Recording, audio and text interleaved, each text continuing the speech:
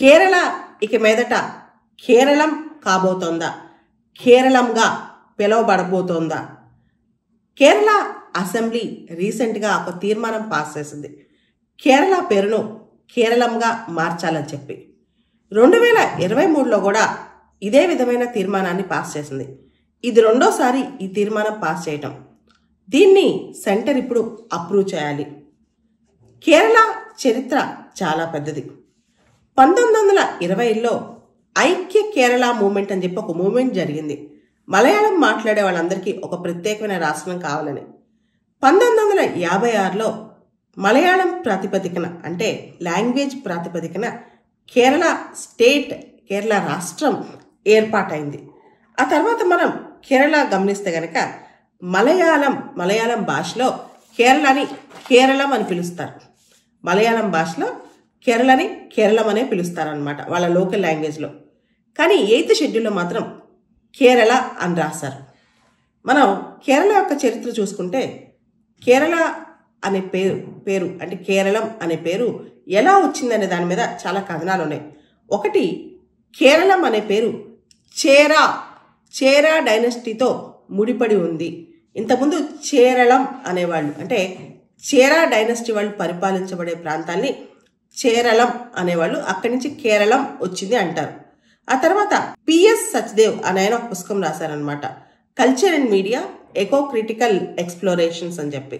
దానిలో కేరళ అనే పదం లోకల్ వర్డ్ కేరా, కోకోనట్, ల్యాండ్ ఆఫ్ కోకోనట్స్ అని అర్థం అని చెప్పారనమాట. సో ఇలా కేరళ అనే పదం ఎక్కడి నుంచి వచ్చిందని దాని మీద రకరకాల కథనాలు ఉన్నాయి. చేరా డైనస్టీ వాళ్ళు కేరళ తమిళనాడుని పరిపాలించేవాళ్ళు. తర్వాత తమిళ్ లాంగ్వేజ్ నుంచి ఆఫ్ షూట్గా ఒక బ్రాంచ్గా మలయాళం డెవలప్ అయింది. ఈ మలయాళం అనేది తమిళ్ లాంగ్వేజ్ నుంచి విడిపోయి రకరకాల ప్రాంతీయ భాషలతో మిక్స్ అయ్యి అది సపరేట్ భాషగా ఎదిగిందనమాట. అదే మలయాళం. మనకి క్లాసికల్ లాంగ్వేజెస్లో తమిళ్ వేరు, మలయాళం వేరు. మలయాళం కూడా క్లాసికల్ లాంగ్వేజ్ స్టేటస్ ఉందన్నమాట. అయితే కేరళ స్టేట్ అసెంబ్లీ పేరు మార్చాలన్న తీర్మానం పెడితే సరిపోదు. తర్వాత దాన్ని సెంటర్ అప్రూవ్ చేయాలి. పార్లమెంటరీ ప్రొసీజర్ ఉంటుంది అనమాట. పార్లమెంటరీ ప్రొసీజర్ అంటే ఒక రాష్ట్రం యొక్క పేరు మార్చాలంటే దానికి పార్లమెంటరీ ప్రొసీజర్ ఉంటుంది.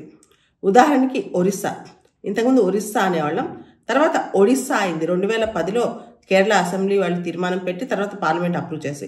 అయితే వెస్ట్ బెంగాల్ని పశ్చిమ బంగా అని పిలవాలని చెప్పి దాన్ని ఏం మార్చాలని చెప్పి కోరింది వెస్ట్ బెంగాల్ ప్రభుత్వం. కానీ కేంద్రం దానికి ఒప్పుకోలేదు, పార్లమెంట్ పాస్ చేయలేదన్నమాట. అలా కేరళని కేరళంగా మార్చాలంటే దానికి పార్లమెంట్లో ఆ నేమ్ చేంజ్ పాస్ అవ్వాలి. ఇది ఒక ప్రాసెస్ అనమాట. దానికి కొంత టైం పడుతుంది, పార్లమెంట్ అప్రూవల్ అవసరం. ఒకసారి పార్లమెంట్ ఆమోదించిన తర్వాత సెంట్రల్ గవర్నమెంట్ ఆర్డర్స్ జారీ చేస్తాయి. తర్వాత అఫీషియల్ రికార్డ్స్లో, కాన్స్టిట్యూషన్లో 8th షెడ్యూల్లో ఇలా అనేక చోట్ల అఫీషియల్గా నేమ్ చేంజ్ అవుతుంది అనమాట. అప్పుడు దాకా నేమ్ చేంజ్ అవ్వదు. ఆ కేరళ అసెంబ్లీ పాస్ చేయడం మాత్రం తర్వాత ప్రొసీజర్ స్టార్ట్ అవుతుంది. తర్వాత పార్లమెంట్ ఒప్పుకోవాలి.